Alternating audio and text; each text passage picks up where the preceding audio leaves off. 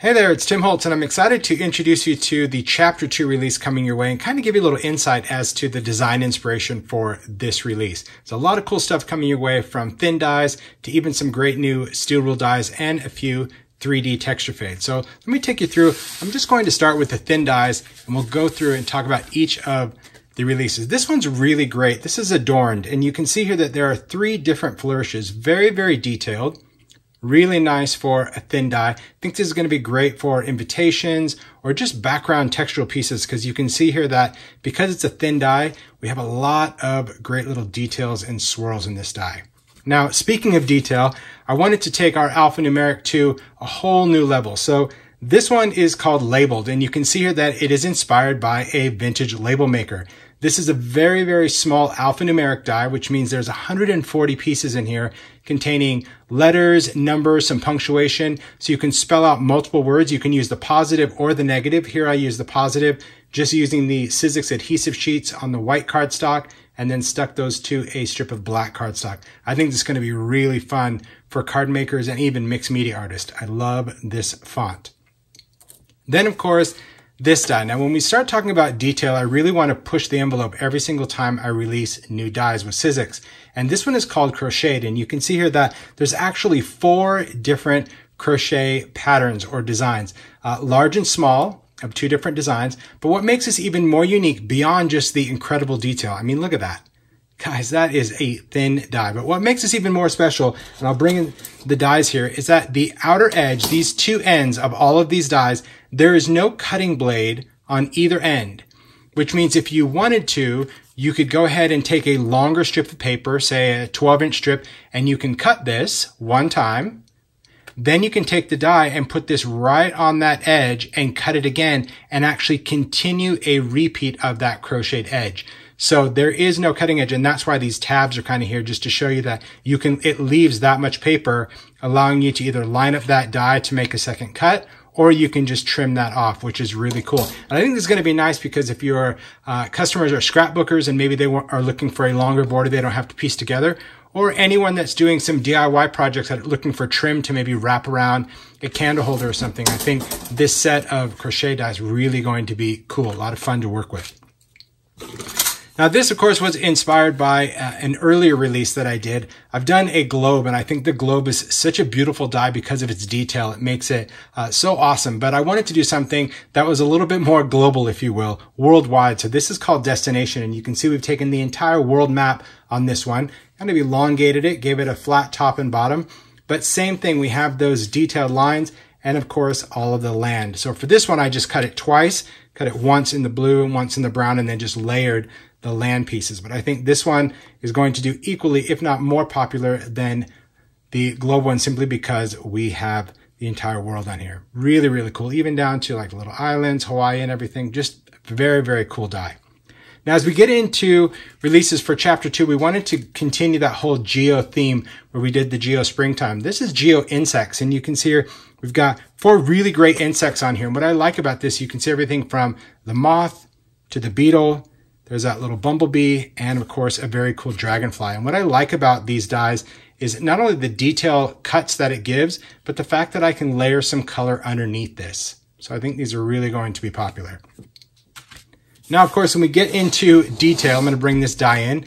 Here we've gone in. This one is amazing. This is intricate lace, and you can see why it's called that. Look at how detailed this thin die is. Now, what's awesome about this, of course, is we've taken that thin lit approach, and we released this last year with the holiday and the branched birch, where we didn't have that outer edge, and we've kind of continued it with Chapter 1 and now, of course, into Chapter 2, where we've taken that design, but again, it does not have an outer blade, which means whenever you cut this out, you get to determine whether you want to create a border, or if you had a larger piece of paper, you can simply just place this down. You don't have anything to line up, and it will make a continuous pattern, which is very, very cool. And I think this one just has so many great details. I can see coloring underneath or glitter added to this one. It just has such a beautiful design. Look at all that detail in a thin die. Unbelievable. So cool. Definitely need a precision base plate for most of these, especially these detail dies. Now let's talk about this one. This one was a lot of fun to design and of course make the samples for. With the popularity of the tiny snow globes we did for the holiday season, these are the tiny travel globes. And of course these work with the dimensional domes, right? You can use them with or without. So this die set has its own dome and base, but it also has all of these great little travel destinations. So you can use these in planners. You can use these, of course, for travel journals with or without the domes, as I mentioned. But you can see here, we've got the little London bus. We've got the Eiffel Tower. Look at the little tropical islands with the sun and the clouds. We've got the great desert scene. We've got a castle here. It's a little taxi cab. And of course, this is all just styled by whatever color cardstock you use. Of course, the Statue of Liberty and the Golden Gate Bridge, but it could be any kind of bridge. I just think that these little travel icons are perfect for people that want to create any kind of projects relating to travel or destination. And I think giving them the globe and of course upselling with that dimensional dome, very, very cool. Those of course are the thinlits, the thin dies. Now before I get into the steel rule dies, let me talk real quick about 3D. You know how I love the 3D embossing folders and of course the technology. And I wanted to always push the boundary on the style or the design of 3D. So this first one, this is called Crackle. And you can see here that this paper has such an amazing crackled appearance. And what's cool about Crackle, you can see that it is perfectly imperfect, right? So it doesn't have any specific design or pattern. It's just all crackled, big or small. But of course with 3D, because we have all of that great definition and detail, if I flip this one over, it actually looks quilted. So we kind of go from crackle to quilted depending on which side you use, whether this looks kind of pillowy or of course you have that crackle design. Pretty cool, right? This is awesome. Then of course, elegant. I think that, you know, with the botanical vibe and just having so many pretty things, I wanted to have another pretty 3D embossing folder. And what is better than this? Look at this elegant flourish. And you can see here that the dimension really builds up from kind of that wide edge all the way up into those little details that just kind of flare out and swirl. Kind of hold that up and look at how that light hits it. Beautiful. And this is just on plain white cardstock. So if you can see this kind of detail just on that, imagine what happens when this gets inked. Just unreal. I love that. Okay. Now let's get into steel wool dies. We're going to talk about that. This first one is for, of course, all the steampunk lovers. This is called Filament. It's just a vintage-inspired light bulb, and I see really cool shaker cards or this put on the front of a journal or an idea book. I just love this vintage light bulb. Of course, because it is a steel wool die, we can cut this out of chipboard, or cut the top out of mica sheets. We can cut a metal base, and you can see the filament, two pieces that you can stack inside, all steel wool dies on the same piece. And I just think it's a really cool design and aesthetic to build up. Great for a steel wool design. Now this one, this is really cool. I plan to do a video, of course, after it's released. This is called Potted.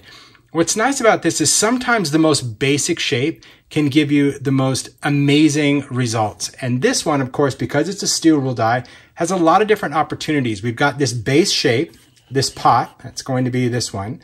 And then we have some accent pieces. So each one of these is the same base shape, this pot. But this die also has some accent pieces. The first one is going to be the top. Now this top piece you can see really builds a perspective of that terracotta or clay pot just by taking this piece and putting it on the top. The next accent piece are these little straps. And these straps, there's a right and a left strap, and they have a hole in the center. And these holes can line up where you can add a brad. So this one, I just used the Lumber 3D embossing folder, made my wood planks, put it on that same base. And instead of using the top piece, here I just used the straps. I cut them twice and then just added a brad to make that vintage inspired wood barrel. Now, this next one you can see is more like a galvanized pail. You can see here, there we go. Got the light to hit it just right. We've got that base design, and this one has that wider strap that's going across the top. And of course, you can come up with your own combinations. These are just the three that I came up with. But the nice thing about this is it gives it a little bit of dimension, allows that paint to kind of go in that groove, and really gives it that cool galvanized pail. And the reason I wanted to design this particular die is I have so many flower dies, everything from wildflowers to tiny tattered florals, all these different botanical things, and I wanted a vessel to put them in. I wanted something that if you were going to do this on a card or put it in a frame for home decor, we had a place to put all those flowers and really build and grow on them. And that's really why I created this die. I think that just the use alone, very, very cool that we can take that basic shape, customize it to whatever it is that we want based on how we stylize the pieces. All right. Now for steampunk, this one is called Steampunk Parts, and this one is designed to create this porthole look, and you can see that it's built up with a layer. We've got these great little hex rivets that all they do is stack the circle with the hexagon. They just cut those. And then we've got a couple of propellers. Now, this is really designed, of course, to go with all of the other gadget gears and industrial dies that are still part of the Sizzix collection and really give them more steampunk parts to play with, give them different, I've never really done propellers to put them in things. I wanted to create this porthole that, again, if you're putting this on the front of a journal, we've got something where we can cut out a hole, maybe fill this with mica. Or again, if you wanted to do a steampunk shaker card, have some gears rattle around in there. Just a lot of cool opportunities. The propellers are sized that they will fit inside here if the maker chooses to use them, but that's really not the total intention, but of course, definitely a possibility. But I think the steampunk parts, just again, giving them other creative opportunities to either upsell the original gears or they already have those gears and go, hey, you know what? I've got some more steampunk parts to work with. So that's really fun.